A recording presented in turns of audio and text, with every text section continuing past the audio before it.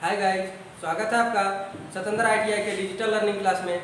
मैं दिनेश कुमार आज आप सबों के लिए लेकर आए हैं इलेक्ट्रिशियन ट्रेड के वायरिंग चैप्टर, जिसमें आज हम लोग जानेंगे उसका परिचय और भारतीय विद्युत नियम। तो सबसे पहले इसका परिचय को जान लेते हैं। कहता है कि आज एक आधुनिक युग है और आधुनिक युग में विद्युत के बिना कोई कार्य संभव नहीं है, क्योंकि हमारे पास जो भी यंत्र या डिवाइस या मशीन होते हैं, सभी मशीन डिवाइस यंत्र विद्युत से सुचारू रूप से चलती है। अपने घर में ही अगर देख लें तो हर चीज हम लोगों को आज विद्युत से चलने वाले उपकरण मिल जाते हैं। लेकिन यह विद्युत आती कहाँ से है और कैसे हमारे घर तक पहुँचती है? तो जैसा कि हम लोग जानते हैं कि उत्पादित केंद्र होता है, कहीं ना कहीं विद्युत की उत्पत्ति की जाती है। लेकिन ऊर्जा संरक्षण नियम भी हम लोग पढ़ चुके हैं और ऊर्जा संरक्षण नियम में यह सिद्ध किया गया है कि ऊर्जा की ना तो उत्पत्ति होती है और ना ही विनाश होता है। इसका केवल और केवल एक रूप से दूसरे रूपों में रूपांतरण होती है। बिल्कुल सही है। और जहां पर भी जिसको भी हम लोग ऊर्जा का उत्पत्ति केंद्र मानते हैं, वहां पर भी विद्युत की उत्पत्ति नहीं की जाती है, केवल ऊर्जा का रूपांतरण होता है। तो कई उत्पादन केंद्रों में क्या करते हैं, तो आप लोग सुने भी होंगे कि जल टरबाइन होते हैं, वाष्प टरबाइन होते हैं। यानी वाष्प को टरबाइन को घुमाया जाता है, यानी टेम्परेचर के माध्यम से उसको जल को वाष्प में बदला जाता है और उस वाष्प से टरबाइन को चलाया जाता है। यानी वहां पर भी क्या किया, एक ऊर्जा को दूसरे ऊर्जा में रूपांतरित कर लिया। कहीं आप लोगों ने सुना होगा, जैसे डेनमार्क अगर देश का नाम सुने हैं आप, तो उसे विद्युत का राजा भी कहा जाता है। और कौन से विद्युत का? पवन चक्की का। यानी वहां पर जो होती है हवाएं निरंतर चलती रहती है, इसलिए वहां पर सबसे ज्यादा डेनमार्क में पवन चक्की लगे हैं और उसके माध्यम से पवन ऊर्जा को विद्युत ऊर्जा में कन्वर्ट कर दिया जाता है। इसलिए उसे पवनों का देश कहा गया है, डेनमार्क को। यानी हम लोग इतना तो समझ गए कि जहां पर विद्युत की उत्पत्ति होती है, वहां पर भी एक ऊर्जा को दूसरे ऊर्जा के रूप में रूपांतरित किया जाता है। तो वो हमारे घर तक कैसे आते हैं, उसको लाने के लिए पारेषण लाइन या वितरण लाइन का उपयोग किया जाता है। क्या किया जाता है? पारेषण लाइन या वितरण लाइन का उपयोग किया जाता है, जिसके माध्यम से उपयोग स्थान तक लाया जाता है और उस उपयोग स्थान से ट्रांसफार्मर के माध्यम से उपभोग स्थान तक लाया जाता है। यह उपभोग स्थान क्या है? यानी घर या कल कारखाना, फैक्ट्री, भवन आदि, ये सब क्या है? उपभोग स्थान, जहां हम लोग विद्युत का उपभोग कर पाते हैं।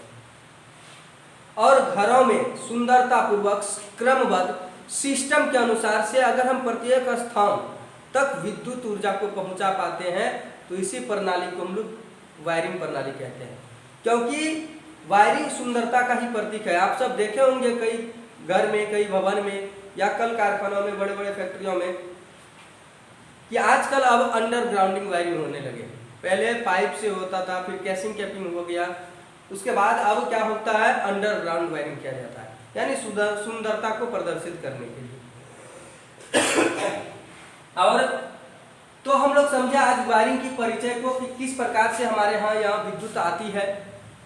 लेकिन विद्युत जब हम लोग प्रयोग में लाते हैं, तो प्रयोग में लाने से पहले कुछ नियम को जानना जरूरी होता है, जिसे हम लोग भारतीय विद्युत नियम कहते हैं।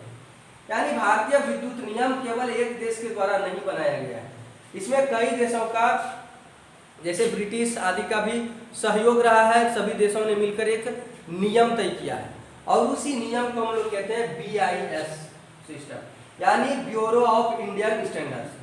Bureau of Indian standards IS 732/1963 या IS 4668 उसी के अंतर्गत तैयार हुआ है NE कोड, यानी नेशनल इलेक्ट्रिकल कोड। तो इसके अंतर्गत जब हम लोग वायरिंग करते हैं तो उसके कुछ नियम बनाए गए हैं। किसके अंतर्गत? BIS सिस्टम के अंतर्गत वायरिंग के कुछ नियम तैयार किए गए हैं। जैसे कि हम लोग पहले को देखते हैं, वायरिंग की स्थापना। अगर वायरिंग की स्थापना की बात कर ले तो ये किसने तय किया है? BIS ने, कि वायरिंग जब भी होगी वो किसके माध्यम से होना चाहिए? किसी लाइसेंसधारी ठेकेदार के माध्यम से होना चाहिए। अगर आप किसी ऐसे वर्कर से या ऐसे कारीगर से वायरिंग कराते हैं जिसको वायरिंग की अनुभव नहीं है या फिर उसे नियम पता नहीं है, तो आपके घर में कोई भी सामान लाकर लगा देंगे जो ज़्यादा दिन तक नहीं चलना है। इसलिए कहा जाता है कि लाइसेंसधारी ठेकेदार से करना चाहिए जिसके पास पूरा नॉलेज होता है।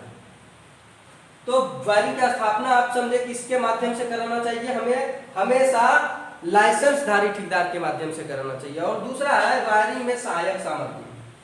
वायरिंग में आपको भी पता होगा कि बहुत सारे उपकरण की आवश्यकता होती है, बहुत सारे सामग्री की आवश्यकता होती है, जैसे वायर यानी चालक, fuse, switch board, fan, geyser आदि बहुत सारे सामान हम घर में यूज करते हैं।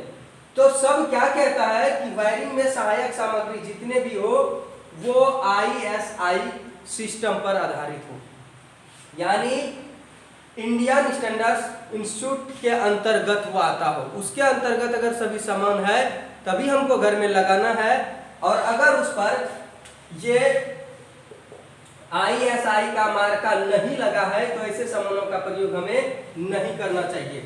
जब भी सामान हम खरीदें कौन सा मार्का का देख के खरीदें, ISI मार्का होना चाहिए, अन्यथा हमें प्रयोग में नहीं लाना चाहिए।